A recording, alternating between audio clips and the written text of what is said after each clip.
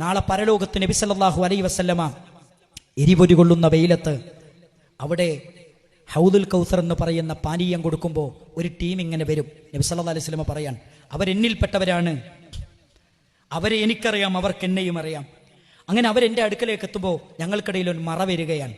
അപ്പം റബ്ബിനോട് ചോദിക്കാൻ, പടച്ചോനെ എന്താ ഒരു മറ?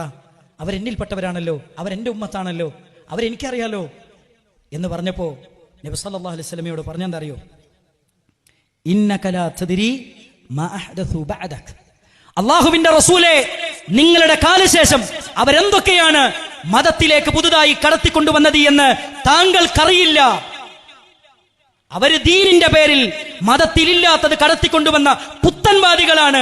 ഇത് കേട്ടപ്പോൾ നബി തങ്ങൾ സല്ലല്ലാഹു അലൈഹി വസല്ലം അവിടെ വെച്ച് പറയാൻ, സുഹ്കൻ സുഹ്ക ലിമൻ ഗയ്യറ ദീനി.